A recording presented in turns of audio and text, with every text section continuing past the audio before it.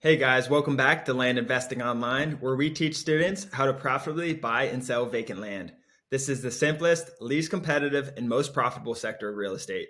For more information, visit landinvestingonline.com. Click start here. You'll learn a ton about land investing and what it is, along with network with a ton of successful land investors in our Discord. Come learn from the best. I'm Daniel Apke, joined today by Ron Apke, my brother and business partner. Welcome to the show, Ron.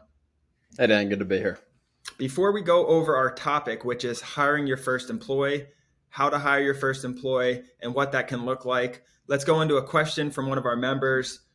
So this member got a failed perk test. They said, I got a failed perk test from a buyer. What do I do after this failed perk test? So let's go into, Ron, can you explain what a perk test is and then some options after that perk test failed?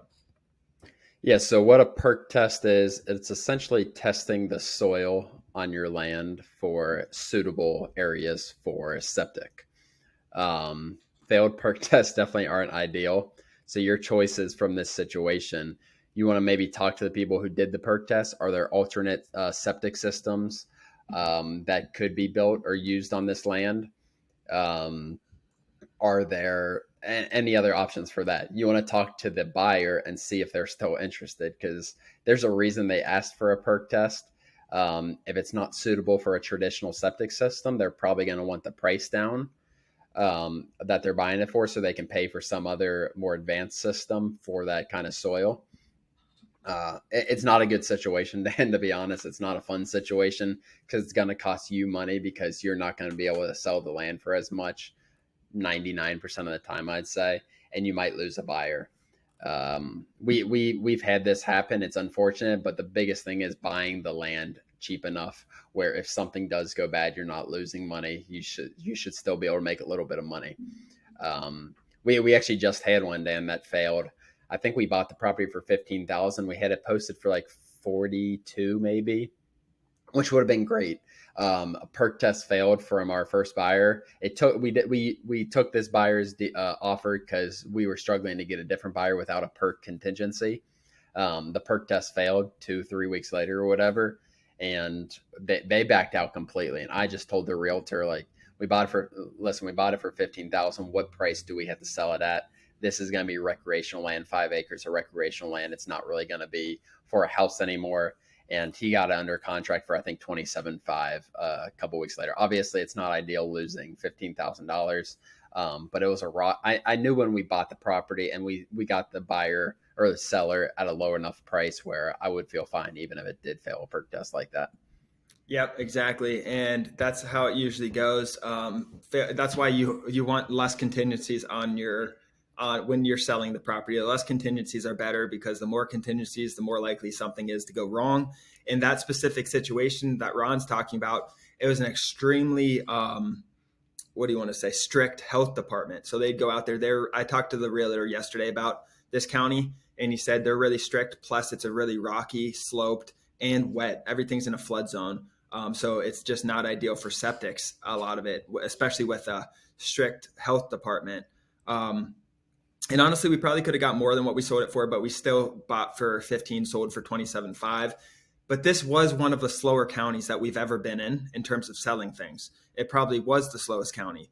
We had a failed perk test in a neighboring county to the same one in a really hot county. They gave alternate methods of putting a septic system on there, and it failed a perk test. And they came back to us and asked for like 15,000 off or something at first, something ridiculous. And I said, no way. Because a normal septic would cost, I don't know, I got the average from that health department, $10,000. And I said, this is going to cost 16, so give them $6,000 off. And I explained that in writing. He forwarded it off to the buyer. They said yes, and we lost $6,000 from it. But whatever, we bought for like 12,000 and sold for 40 or something in that county. So it worked out. That's all I One wanted thing, to say. Dan. Yeah. One thing, Dan. Make sure you don't have a failed perk test and then go try to sell it to the next buyer without getting a perk test or disclosing that. You need to disclose this thing. Obviously, I'm not a realtor or any of that or a lawyer, but you don't want to do that. Like, just for a karma thing. Like, do not tell the next buyer, or do not fail to disclose that to the next buyer. Let them know, take your medicine for what it is, and go from there. Yeah, definitely disclose it. And then another thing that I want to add on top of that, that it made me think of, we skipped something in our due diligence. There was a failed perk test on this property that we bought in 1999 that I did not dig up during due diligence, or employee, whoever it was. We don't know to look for things like that always. If we would have done proper due diligence, we would have known this is a failed perk test in 1999. Would it have changed our decision buying? We would have gone back to the seller and been like, listen, there's a failed perk test. I know it was 20 years ago, but instead of buying for 15,000 or whatever we bought for, maybe we could get it for 8 or 9 because of that reason. You can't build as recreational land. So that's all I want to say. That was a long question, but I think there's a lot of good information. Let's get into the show. Hiring your first employee, how to hire your first employee, what to hire, and some things that we've dealt with. So the first question I'd ask, so if you're hiring your first employee, one, I assume you're busy enough, right? You're getting deals. Don't hire before you have deals. Learn the processes yourself. Go through maybe 10 deals before hiring. Doesn't need to be 10. I mean, if you have 5 deals, 6 deals, whatever it is, where you feel really confident your deal flow is going, you're getting it down, you're making great money. Once you have those processes down, the next question I would ask, what are you struggling with the most, right? What do you dislike and what are you struggling with the most? Maybe my brother does this, my older brother, he's a land investor as well. He hates sales calls. They drain him of energy.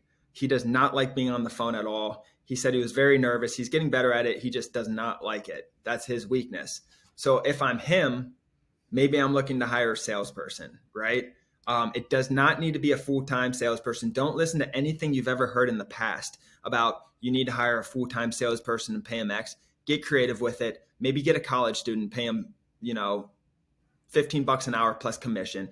Get creative with it. You're a new small business. You can do whatever you want to do. So don't listen to all the how-tos and all that stuff. You can do whatever you want. So I'll just leave it at that. Like I said, maybe it's sales. Maybe you hate doing title. Maybe you're not a data person. You want price.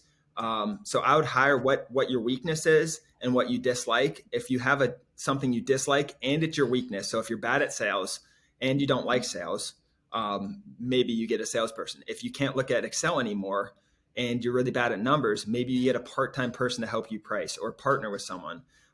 So that's what do you have anything to add to that, Ron, in terms of? No, I think that's really good. Like doing it based on your weakness. Also do it based on what's taking up your time and is that time valuable that you're using it on.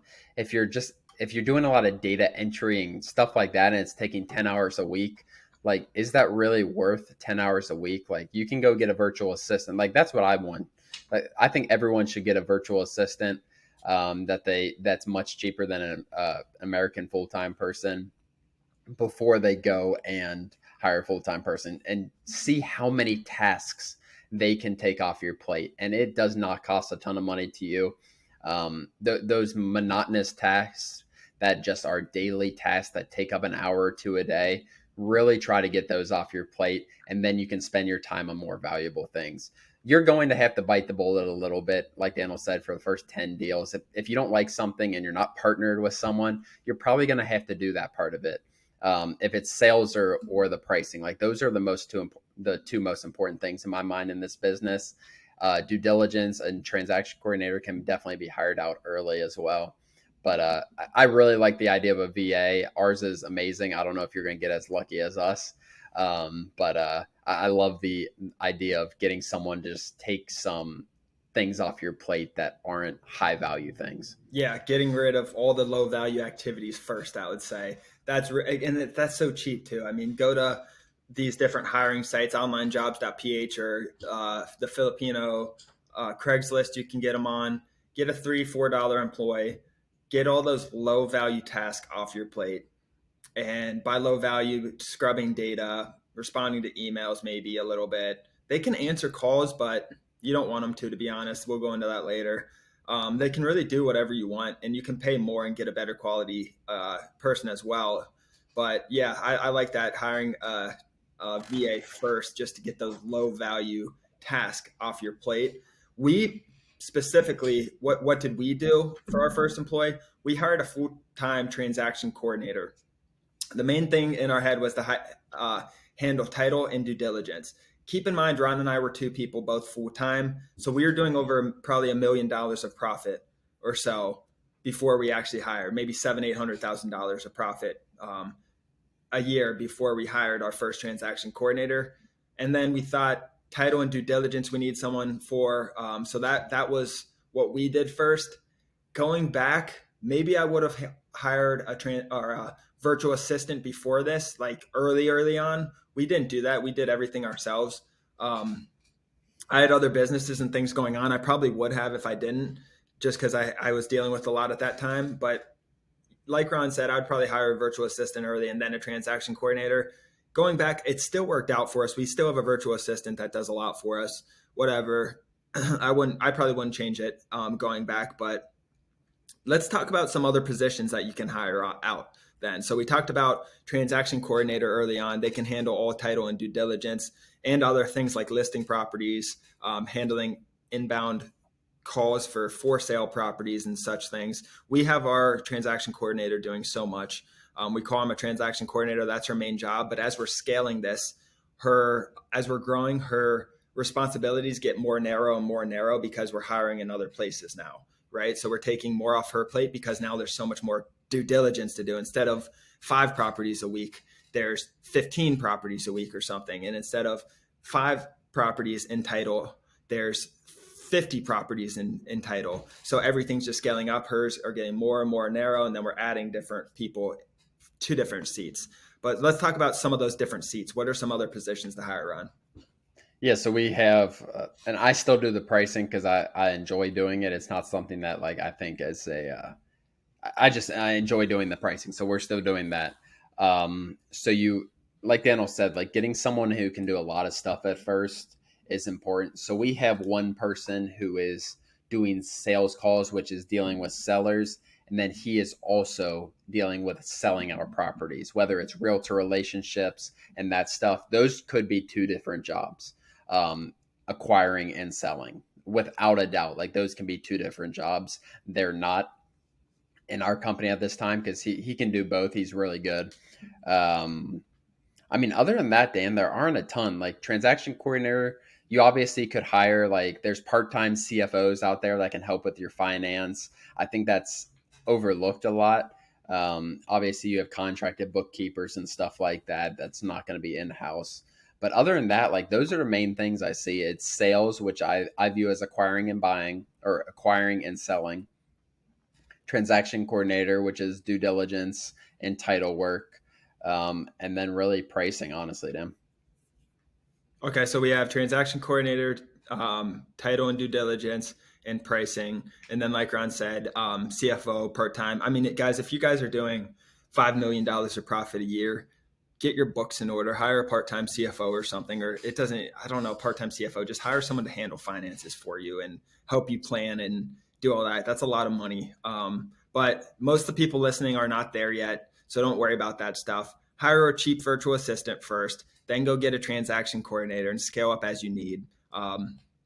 But you can, like I said earlier, you can also hire a salesperson early on if you hate sales, things like that. Get creative with it. So just keep in mind your first employee. What can they do for you? They can really do anything you want them to do. I wouldn't spread them too thin though. So some of my advice would be focus on a few things first. So if you hire a transaction coordinator, have them do due diligence and title first. Have them really get title down, then maybe add due diligence. Have them really get that down. They do it a bunch. They feel comfortable, and then keep adding things to their plate. Now they're answering some sales calls for the for sale properties. Maybe they're doing some sales leads for acquisitions. Like if you're a small company, you can get creative. Just don't throw too much on their plate early on is my one advice. Just get them to perfect one area, then expand it from there. Yeah, whether one thing, if you guys are in this business right now, no matter where you are, because virtual assistants are so cheap, and that's why I'm telling you to do this.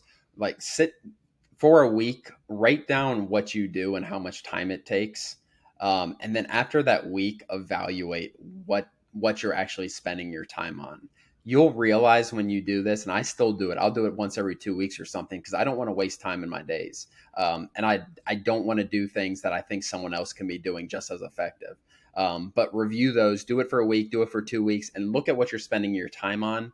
If a lot of those tasks can be outsourced, that's probably the best thing to do. And then find out what you are the best at, what the most value is. Whether it's usually it's going to be pricing or sales, and really beat that down and just take that to the max. But that's about all I got, Dan. I think that was really good. Hopefully helpful. Yeah, and if you guys have any comments or questions on this, message us in Discord. I love to talk about hiring. We went through a book, Traction. We have our whole employee structure planned out, and all of our roles and seats planned out and mapped for the next 10 years. So we have a lot of experience of building a sustainable business and kind of mapping it out to where it's going to be and where we're growing it to. So if you have any questions at all, we started small. We had no employees, and we were in the same seats as a lot of you guys. So if you guys haven't done your first deal, that's okay. You can come back and listen to this later, but hop in the Discord, send us a message. I love to talk about this stuff, anything it is. Other than that, guys, thanks for joining. Don't forget to visit landinvestingonline.com. Join our free Discord. Ron and I are involved. We have a ton of successful investors in there. Come learn from the best. Thanks for joining. Thanks, guys.